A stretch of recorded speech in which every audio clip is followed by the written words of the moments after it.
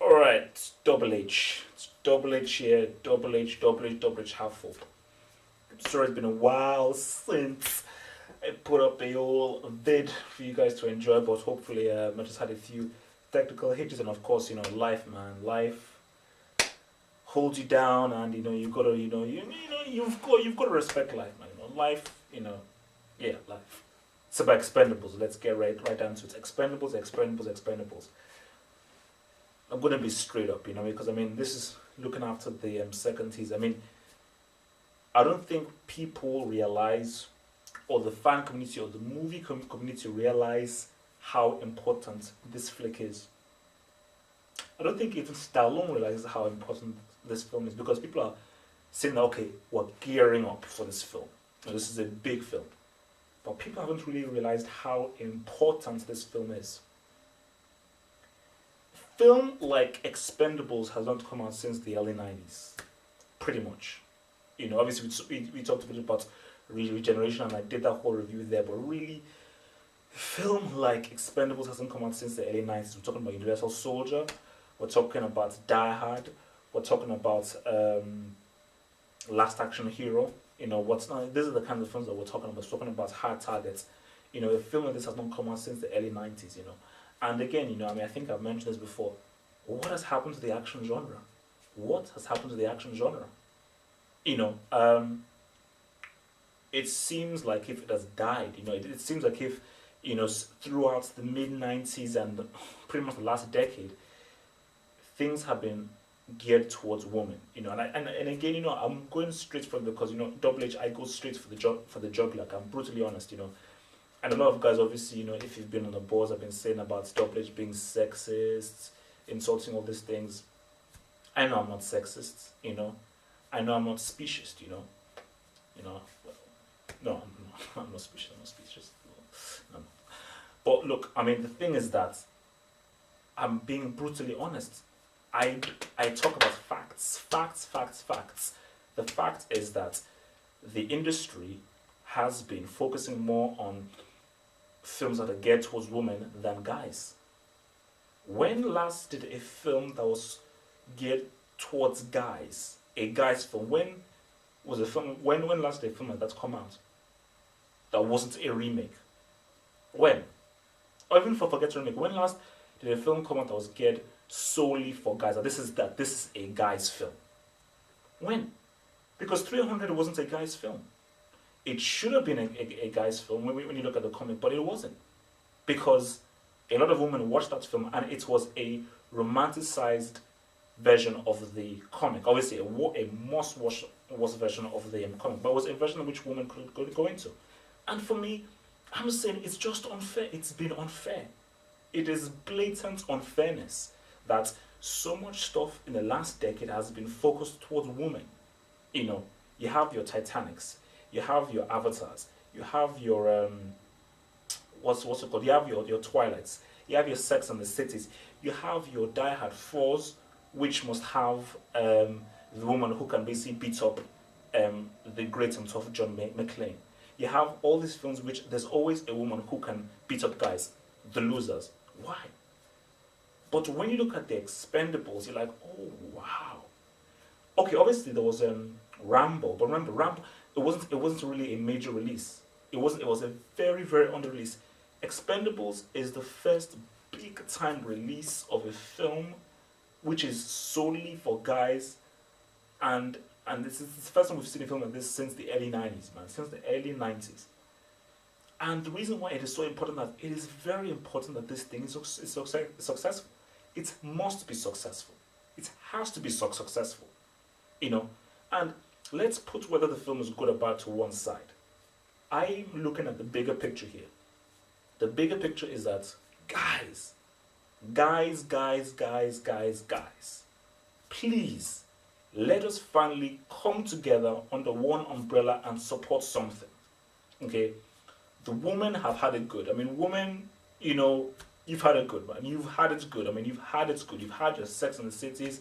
You've had your Twilights. Obviously, you've had like your Avatar as well. Obviously, Avatar wasn't really geared towards women, but really at the end of the day, the romance in the film was one of the main features of that flick, even if it was still a great film and it's not really in the same league as Twilight and stuff like that. But I'm just saying that. When was the last time a film that was solely for guys came out? Look at that second trailer. When you're looking at that second trailer, it is focusing to guys. That trailer is basically saying, if you translate that trailer is saying, guys, here I am. I know I've been away for a long time. I'm sorry. Please don't beat me, but I'm here. Okay, support me now. That's what that trailer was saying. If you translated it into English, that's what I mean. I don't know what's in the script or what's in the film, but I just hope that Stallone has got this thing right. I mean, the first things first. First order of play. I need to see that red mark with the 18 figure on it. I need to see that red circle with the figure 18 on it. I need to see 18. I mean, I'm being brutally honest. I need to say 18. Minimum 15. Minimum 15. The film can't work as a PG-13. I'm sorry. It can't work as a PG-13. I'm sorry. It can't. Okay, it can't. Okay, the first order plays at the rating. That's the first order plays that I need to see 18, which means that there is violence. Not violence, there is violence in this film. The next thing, of course, is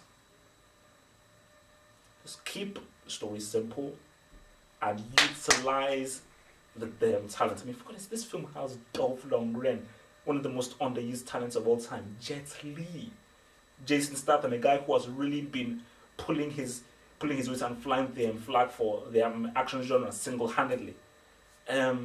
Mickey Rourke, old school Mickey Rourke. And that's why people, when you look at that trailer, there's one name that's missing in that trailer. And this guy has been insulted. I mean, I don't like how people have been treating this guy. Obviously, he's not that well known and everything, but mark my words now. Oscar for Best Supporting Actor, Eric Roberts in Expendables. I can bet in Agent Monroe, played by Eric Roberts, is going to be one of the best performances. It's going to be the best performance you're going to see this year. Guaranteed. It's going to be the best performance you're going to see this year. 100%. It's Eric Roberts.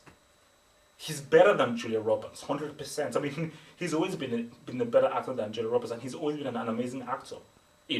Go watch Runaway Train. Watch The Specialist.